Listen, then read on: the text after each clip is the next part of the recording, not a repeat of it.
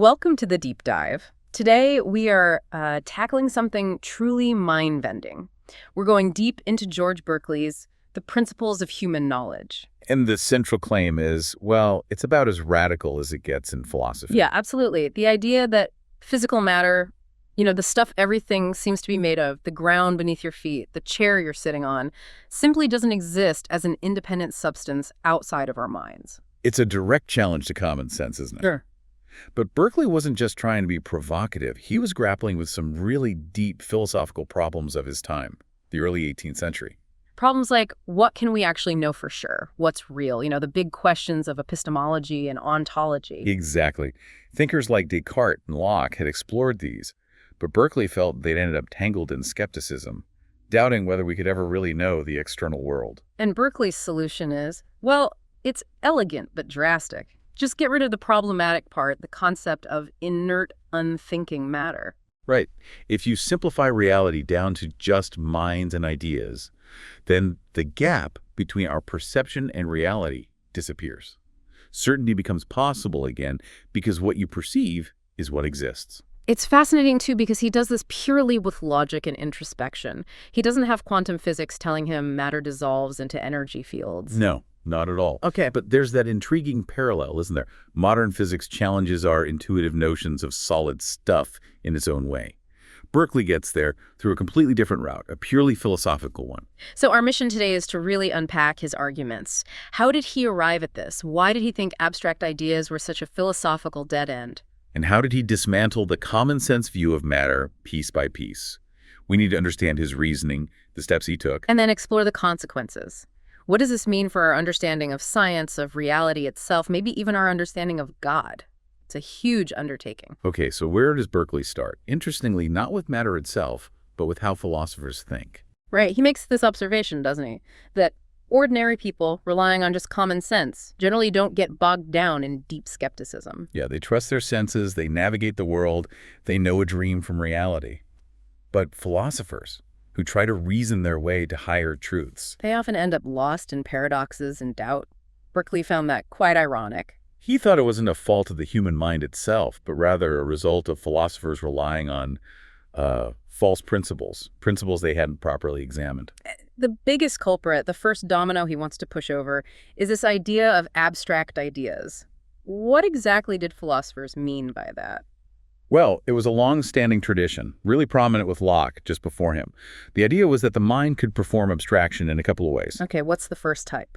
The first is separating qualities that can't actually exist alone in reality, like trying to think about color without thinking of any specific shape or surface that has that color, or thinking about motion without any particular object moving. Okay. I can sort of see how you might try that, but it feels difficult. It is. But the second type of abstraction is the one Berkeley sees as truly disastrous for philosophy. And that is? Forming a general or universal idea by stripping away all the specific details. So you see lots of different humans, tall, short, different skin tones, etc. Right. The theory was your mind ignores all the differences, keeps only what's common, and forms a single abstract idea of man or humanity. Okay, let's try Berkeley's challenge then. Try to picture an abstract triangle. Not any specific triangle, but the universal idea that represents all possible triangles. So this abstract triangle, does it have sides? Well, it must. Does it have angles? Yes. But is it equilateral? Yeah. Or isosceles? Or scalene? Yeah, it can't be any one of those because then it wouldn't represent the others. Exactly. And does it have a color? Any real triangle you draw or imagine has some color, even if it's just black lines on white paper. But the abstract triangle can't be red or blue or any specific color because not all triangles are that color. So you end up trying to imagine something that has shape, but no specific shape, color, but no specific color. It's a contradiction in terms. Berkeley says quite bluntly, I cannot form such an idea. He searches his own mind and finds nothing corresponding to this abstract concept. And he suspects no one else can either, if they're honest. So this powerful tool philosophers thought they had abstraction. Berkeley says it's just not real, a fiction. A fiction born from a misunderstanding, he thinks. But then how do we use general terms? We talk about triangles in geometry, we discuss justice or humanity. If there are no abstract ideas, what do these words refer to? Berkeley offers an alternative. It's often called nominalism. He says universal ideas aren't these strange, abstract entities, A universal idea is simply a particular idea that we use in a representative way. So like the geometry teacher drawing a specific triangle on the board. Precisely. The teacher draws, say, a particular scalene triangle. But when proving a theorem about all triangles, that specific drawing stands for or represents all other triangles. The universality isn't in the drawing itself, but in how it's being used. Exactly. The universality lies in the relation of signification, not in the nature of the idea itself. It's a specific idea functioning universally. Okay, that makes sense. And this leads him to point the finger at language, right? As the source of the confusion. Absolutely. He spends a lot of time on this. He argues that a huge source of philosophical error is the assumption that every general noun, matter, substance, existence, must correspond to one single, fixed, abstract idea in the mind. We have the word, so we assume the distinct abstract thing must exist. Right. But Berkeley says words are just signs. A general word like triangle can stand for many different particular triangle ideas. And sometimes words don't even signify ideas directly, but are used to evoke emotions or prompt actions. So the beliefs in abstract ideas, especially the idea of an abstract material substance existing underneath all qualities, is rooted in a misuse or misunderstanding of language. That's his claim. And getting rid of that misunderstanding is the crucial first step to getting rid of matter itself. All right, so having cleared away the clutter of abstract ideas, Berkeley builds his own framework for reality. And it's incredibly lean, isn't it? Extremely lean. He basically says existence boils down to just two fundamental categories. No more, no less. What are they? First, there are spirits. These are the active perceiving things. Minds, souls, us. Things that think, will, and perceive. They are substances, but active ones. Okay, minds. What's the second category? Ideas. These are the things that are perceived. They are entirely passive, inactive. They don't do anything. They are just known or experienced by spirits. And this includes everything from colors and sounds to feelings like pain and even things we imagine. Yes, all sensory impressions, emotions, memories, the objects of imagination, these are all fundamentally ideas in the sense that their entire existence consists in being perceived by a spirit. Which brings us to his most famous principle, Esse, percipi. To be is to be perceived. This is the absolute cornerstone. For anything that isn't a spirit, for any idea or sensible object, its existence is it's being perceived. So when I say this table exists, what Berkeley argues I really mean is... You mean I am perceiving it, seeing it, feeling it, Yeah. or if I were in the room, I would perceive it, or, crucially, some other spirit is perceiving it.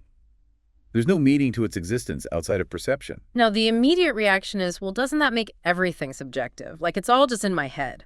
If I close my eyes, does the world vanish? Berkeley anticipates this objection, of course. He pushes back strongly against calling these ideas imaginary or mere illusions. He argues the real contradiction is the common sense view, the idea that things like houses, mountains, colors exist independently and unperceived outside of any mind. Why is that the contradiction? Because, he says, try to conceive of it. Try to think of an object, say an apple, existing without being thought of or perceived by any mind whatsoever. Okay, I'm trying. I picture an apple sitting on a table in an empty room. But you are picturing it. In the very act of trying to conceive of its unperceived existence, your mind is involved. You're perceiving the idea of the apple. Ah, I see. The act of conception requires perception. Exactly. He argues you cannot separate the object, the idea, the collection of sensations, from the perception of it, not even in thought. They are inextricably linked. The sensations are the thing. The heat you feel is the sensation. The shape you see is the visual sensation. This is where that famous story about Samuel Johnson comes in, right? Kicking the stone and saying, I refute it thus, asserting the brute reality of matter. Yes, the classic common sense objection. How does Berkeley handle that feeling of solidity, the resistance, the pain when you kick something? What's his response? It's quite clever. He doesn't deny the experience at all. He says, of course the sensation of hardness is real, the feeling of resistance is real, the pain is a real idea. These are vivid, involuntary ideas impressed upon your mind. So he accepts the phenomena. Completely. What he denies is the inference people make from those sensations. He denies the need to posit some mysterious, unperceivable, non-mental substance called matter existing behind or underneath those perfectly real sensations, supposedly causing them. So, the experience of kicking the stone is real. The collection of ideas, hardness, resistance, impact, pain is real. The mistake is assuming there's an extra non-mental thing there. Precisely. The reality of the world, for Berkeley, lies in the coherence, vividness, and regularity of our ideas, not in some hidden substratum. He wants to get rid of that unnecessary philosophical baggage. Okay, so to really cement this, Berkeley needs to dismantle the main philosophical argument for external matter at the time. And that was John Locke's distinction between primary and secondary qualities. Right. This was a crucial step. Locke had kind of conceded ground on some qualities. He agreed that secondary qualities, things like color, sound, taste, smell, heat, don't exist in the objects themselves, but are just powers in the objects to produce sensations in us. So they are mind-dependent. But Locke tried to save external reality by arguing that primary qualities do exist objectively in the material objects, independent of any mind. Yes, things like extension, size, shape, motion, rest, solidity, and number. Locke thought these were inherent properties of matter itself. And this is the distinction Berkeley attacks head-on. How does he do it? He uses a couple of really powerful arguments. The first one builds on what we discussed about abstraction. He argues you simply cannot separate primary and secondary qualities, even in your mind. How so? Try to imagine an object that has only primary qualities. Imagine something that has size and shape, but absolutely no color, no texture, no temperature, no sound associated with it. Well, it's impossible, isn't it? Any shape, I imagine, has some kind of visual quality, even if it's just outlined. Any size implies some boundary, I perceive. Exactly. You can't conceive of extension without some color or visual property. You can't conceive of motion without something visible or tangible moving, since the primary qualities are inseparable from the secondary ones. And Locke already admitted the secondary ones are mind-dependent. Then the primary ones must be mind-dependent too. If they can't exist apart, and one part is mental, the whole complex must be mental. That's a powerful argument from inseparability. What's his second line of attack on primary qualities? He attacks their supposed objectivity directly, arguing they are just as relative and mind-dependent as the secondary qualities. He uses examples. Okay, like what? Take size or extension. An object looks small from far away, large up close. A tiny mite sees details we can't. So what is the real, absolute size of the object, independent of perception? It seems relative to the perceiver or the conditions of perception. Precisely. Or motion. Is an object moving fast or slow? It depends entirely on the frame of reference of the observer. What's slow to us, like the hour hand of a clock, might seem incredibly fast relative to something else. Absolute speed is inconceivable. So speed is also relative to the perceiving mind, or at least the comparison points the mind chooses. Yes, an even number. Is a flock of sheep one flock, or 50 individual sheep? Is a book one object, or hundreds of pages? Number, Berkeley argues, depends on how the mind decides to group or unitize things. It's not inherent in the matter itself. Right. So if size, motion, and number, the supposed bedrock qualities of external matter, are actually relative and dependent on the mind, then the whole idea of mind-independent primary qualities collapses. And with it, the last refuge for Locke's version of material substance. Pretty much. Yeah. Once all qualities are shown to be ideas in the mind, what's left of matter? Just this empty concept of a support or substratum. And this brings us to another key Berkeleyan principle, the inactivity of ideas. This is crucial for his view of causation, isn't it? Absolutely fundamental. Berkeley observes that ideas themselves are, as he puts it, visibly inactive or inert. They have no power, no force, no agency. What does he mean by that? The idea of red doesn't do anything. The idea of motion doesn't cause anything. Ideas are just passive perceptions.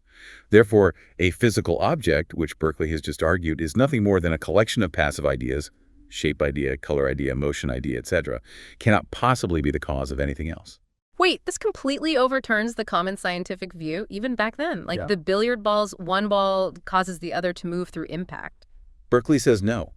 What we observe is just a regular sequence of ideas.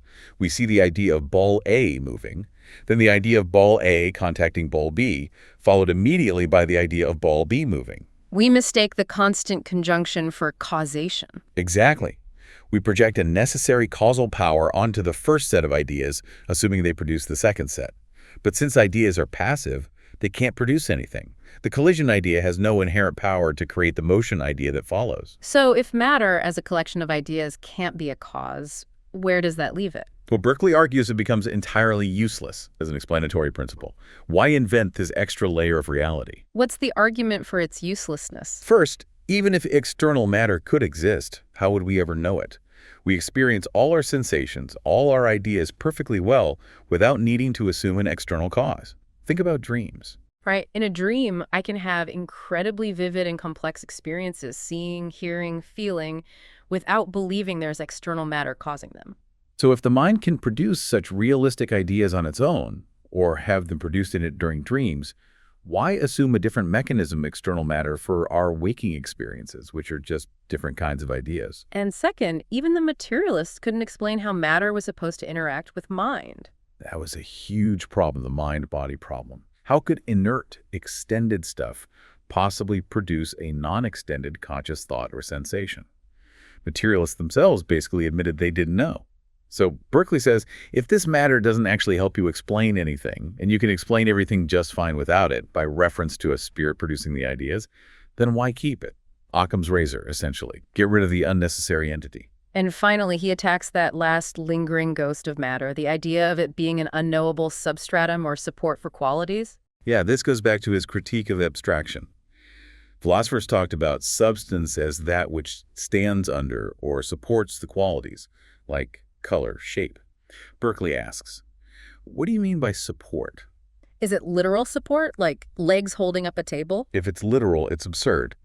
How does an invisible stuff literally prop up redness or roundness? That makes no sense. So it must be meant metaphorically or abstractly. But if it's abstract, Berkeley argues, it becomes the most abstract and empty idea of all the idea of being or existence in general, stripped of all specific qualities and relations. It's a word signifying nothing conceivable. It's the ultimate product of that flawed process of abstraction he rejected at the start. Okay, so if matter is out and ideas are passive and only spirits are active causes, this must completely change the game for science, or natural philosophy as it was called. It absolutely does. If material objects and mechanisms aren't the real causes of phenomena, then what is the scientist actually studying? What's left for physics to do? Physics, or natural philosophy, becomes the study of the laws of nature. But these laws aren't descriptions of how matter works. They are the observed regularities, the fixed rules, the established order according to which the Supreme Spirit produces ideas in our minds. So science shifts from searching for hidden causes within matter to identifying reliable patterns in our experience. Exactly. It becomes about correlation and prediction, not mechanical explanation in the old sense. The scientist is like someone learning the grammar of a language. A language spoken by God, essentially. The consistent patterns in nature, gravity, optics, mechanics are the grammar God uses to communicate ideas to us in a reliable, orderly way, allowing us to navigate the world and anticipate future experiences, ideas. So scientific explanation changes its meaning, too. It's not about finding the underlying mechanism anymore. Right. For Berkeley, explaining something scientifically doesn't mean revealing a hidden material cause. It means showing how a particular phenomenon fits into a more general rule or analogy. It's about demonstrating conformity to the established patterns. Can you give an example, like gravity? Sure. When Newton described universal gravitation, Berkeley would say he wasn't explaining the cause of why the apple falls or the planet's orbit. Remember, passive ideas like mass or distance can't cause movement. So what was Newton doing in Berkeley's view? He was providing a wonderfully concise and general description of the pattern, a mathematical rule, the law of universal gravitation, that accurately describes the sequence of ideas related to falling apples, orbiting planets, tides, and so on. Gravity becomes a name for this observed regularity, this consistent effect produced by the governing spirit, not an explanation of some inherent force in matter. We gain predictive power by understanding the rule, but not insight into the ultimate causal mechanism which lies outside the realm of ideas. Precisely. The how remains with the spirit. Science describes the predictable sequence. Now, this immaterialist framework also led Berkeley to challenge some fundamental concepts in physics, particularly Isaac Newton's ideas of absolute space and absolute time. Why were those a problem for him? Well, think about it. If everything that exists is either an active spirit or a passive idea perceived by a spirit, where do absolute space and time fit in? They don't seem to be minds. And are they ideas? Newton conceived of them as existing independently of everything, even matter and minds, like infinite containers. Exactly. For Berkeley, that's nonsensical. Let's take time or duration first. He argues that our concept of time comes purely from the succession of ideas in our own minds. Duration is the perception of that succession. So time abstracted from the flow of thoughts Is meaningless. Yeah. An empty, absolute time ticking away independent of any consciousness is another one of those impossible abstract ideas. Trying to imagine it leads to absurdities, like wondering if time still passes if all minds stop thinking. And what about absolute space? Same logic. He argues that our idea of space comes from perceiving the relations between bodies, ideas. Motion, for instance, only makes sense as a change in the relative position of objects we perceive. So motion relative to an empty, absolute space that you can't perceive. Is inconceivable. And space itself, if you try to abstract it from all bodies, all motion, all perception, what's left? Just another empty abstraction. You can't perceive pure space. But attacking absolute space and time wasn't just a philosophical quibble for Berkeley, was it? There was a theological dimension. Oh, very much so. In the 17th and early 18th centuries, the properties attributed to Newton's absolute space, infinite, eternal, uncreated, unchanging, sounded suspiciously like attributes of God. Ah, so it created a theological problem. Yes. Some thinkers were effectively identifying absolute space with God, or suggesting it was some kind of co-eternal entity existing alongside God. Berkeley saw this as dangerous and absurd. So by showing absolute space was a meaningless abstraction. He eliminates this potential rival to God. He ensures that only Spirit, God, can be considered truly eternal, infinite, and uncreated. It tidies up the theological landscape considerably from his perspective. And his critique extends even into mathematics, specifically the idea of infinite divisibility in geometry. Yes, this is another consequence of grounding everything in perception. Geometry often assumes that any finite line or extension can be divided infinitely many times. Right, that's a standard mathematical concept. But Berkeley challenges it based on his core principles. A line, being a finite extension, exists only as an idea in a mind. Can the mind actually perceive an infinite number of parts within that finite idea? Well, no, you can always imagine dividing it further, perhaps, but you can never actually perceive or hold in your mind an infinite number of distinct parts simultaneously. Exactly. So Berkeley argues, since the line is the idea, and the idea does not contain an infinite number of perceivable parts, then the line itself is not infinitely divisible. The concept only arises because mathematicians are misled by abstract terms and the potential of language, I can always say half again, rather than focusing on what can actually be perceived or conceived. So he thinks this assumption introduces unnecessary paradoxes into geometry. Yes, things like Zeno's paradoxes. He feels they stem from this mistaken reliance on abstract ideas like infinite divisibility, which don't correspond to perceivable reality. Okay, we've torn down matter and rebuilt reality on spirits and ideas. But a huge question looms. If my ideas, especially my vivid, complex, and often unwanted sensory ideas like pain or bright light, aren't caused by external matter, and I'm certainly not choosing to cause them myself, where do they come from? This is where the system necessitates a higher power. Since ideas are passive, they need an active cause. Since my sensory ideas often occur whether I want them to or not, are incredibly detailed, coherent, and follow predictable patterns, the laws of nature, they must be produced by a spirit far more powerful, wise, and consistent than my own limited human mind. And that spirit is? That spirit is gone. The existence of the ordered, perceived world is, for Berkeley, direct and continuous proof of the existence and activity of God, who is actively producing these ideas in us according to rational rules. This directly answers the objection about what happens to things when no human is perceiving them, right? The old, if a tree falls in the forest problem. Exactly. Does the table in the room cease to exist when I leave and shut the door? Berkeley's answer is no. Why not, if existence is perception? Because its existence doesn't depend solely on my perception or any finite human perception. Objects persist because they are constantly being perceived by the ultimate omnipresent spirit, the divine mind. So the furniture, the mountains, the planets, they all continue to exist as ideas held consistently in the mind of God. Precisely. God's continuous perception sustains the reality and coherence of the world even when no human is looking. It's a form of divine consciousness upholding all of existence. That's a very elegant solution, albeit one that rests entirely on the necessity of God. But then, how does he maintain the crucial difference between what we call real things and imaginary things, like hallucinations or dreams, if everything is just an idea? He insists the distinction is clear and robust. It comes down to the characteristics and source of the ideas. Real things correspond to ideas that are strong, vivid, distinct, orderly, coherent, and crucially involuntary. They are produced in us by the will of that higher spirit, God, according to fixed rules, laws of nature. You don't choose to feel the heat of the fire, it's imposed upon you. Okay, and imaginary things. Imaginary ideas, or the ideas of dreams and fantasies, are typically faint, less distinct, often incoherent, irregular, and largely dependent on our own will or imagination.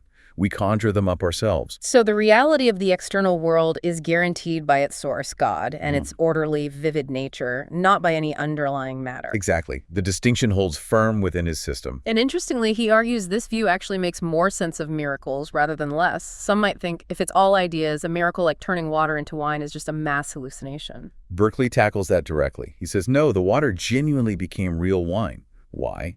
Because the collection of ideas associated with wine, the specific color, smell, taste, intoxicating effects were vividly, consistently, and authoritatively impressed upon all the observers by the Supreme Spirit, God. So a miracle is just God choosing to produce a different set of real ideas than what the usual laws of nature, his ordinary rules, would dictate. Precisely. It's a deviation from the established grammar, but the resulting ideas are just as real, being produced by the same divine source as the everyday ideas of water or stone.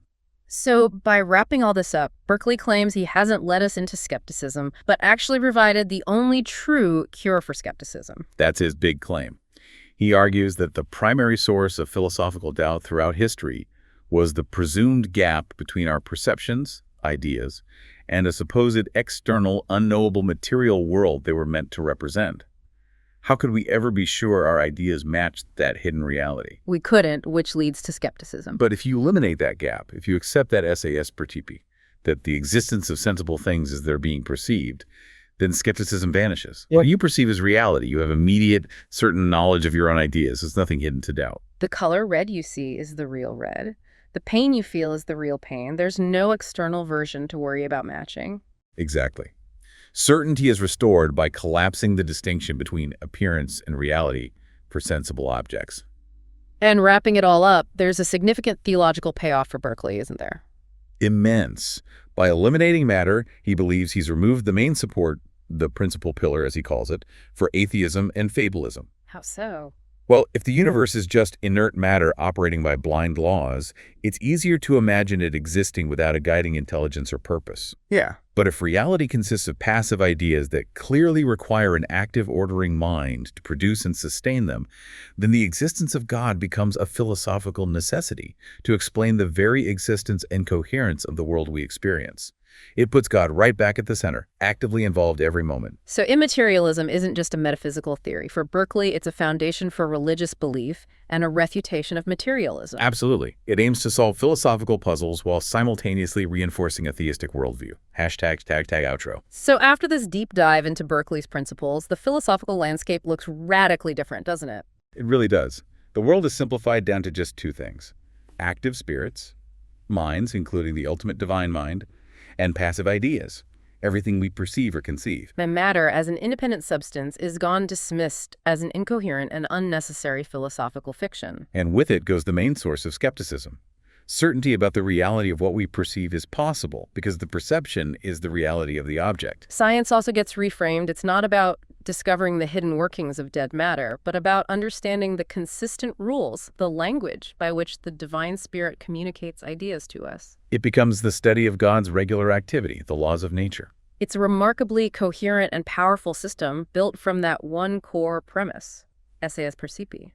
But it does demand that we give up our intuitive belief in a world out there existing independently of any mind. Yes, as Berkeley forcefully puts it, the very notion of the absolute existence of unthinking things is either a contradiction in terms or simply meaningless noise. Reality isn't a static stage. It's a dynamic, ongoing process of perception. Which leaves us with a pretty profound final thought. If the entire universe, everything you see and touch and experience, exists only because it's being continuously perceived, primarily by an infinite divine mind. Think about the sheer scale of that consciousness. The universe isn't like a clockwork machine wound up and left to run. It's more like a continuous, incredibly complex thought or utterance being maintained moment by moment. So if reality is fundamentally mental, constantly sustained by divine thought, What does that really imply about our own minds, these finite centers of perception within that larger consciousness? What kind of relationship do we have to this perceived reality? And perhaps what kind of responsibility comes with being a perceiver in a world constituted by perception itself?